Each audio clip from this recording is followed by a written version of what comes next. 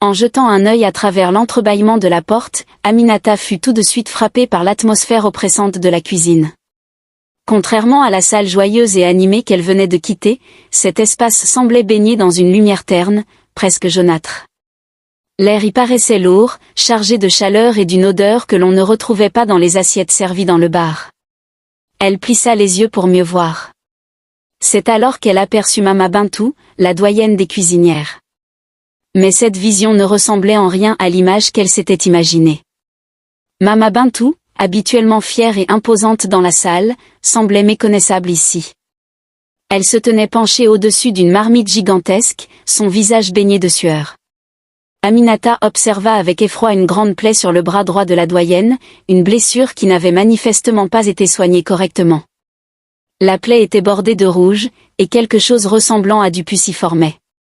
Mais ce n'était pas tout.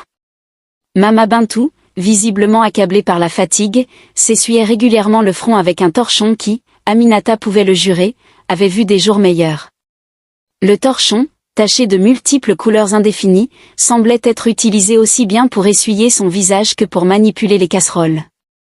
Si vous êtes nouveau sur cette chaîne, nous vous souhaitons la bienvenue. N'oubliez pas d'activer la cloche de notification et de vous abonner à la chaîne pour ne rien rater de nos prochaines histoires. Puis vint le moment qui fit se nouer l'estomac d'Aminata.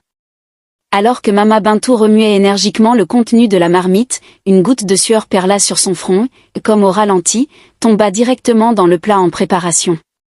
Aminata eut un frisson. Elle voulut détourner les yeux, mais une sorte de fascination morbide l'empêchait de bouger. Elle regarda autour de Mama Bintou et réalisa que ce n'était pas seulement elle qui posait problème. Les ustensiles posés sur le plan de travail étaient couverts de résidus alimentaires séchés. Certaines cuillères semblaient avoir été utilisées des dizaines de fois sans jamais voir une goutte d'eau. Le plan de travail lui-même était encombré de légumes à moitié coupés, de morceaux de viande crue, et d'un torchon imbibé d'huile qui servait apparemment à tout nettoyer. Dans une ville africaine nommée Ngosso pleine de vie, où les klaxons des taxis s'entremêlent avec les éclats de rire des marchands ambulants, une jeune fille du nom d'Aminata déambulait dans les rues poussiéreuses. Aminata n'était pas comme les autres. Elle avait cette curiosité vive, ce regard lumineux qui semblait dire « Montre-moi ce que le monde a de meilleur à offrir ».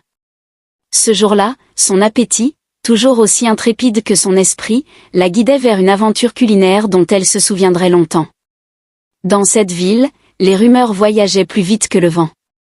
Et depuis quelques jours, tout le quartier ne parlait que d'un bar-resto un peu reculé, mais réputé pour ses plats exquis, chez Mado. On disait que les marmites y chantaient un refrain magique et que le goût de chaque bouchée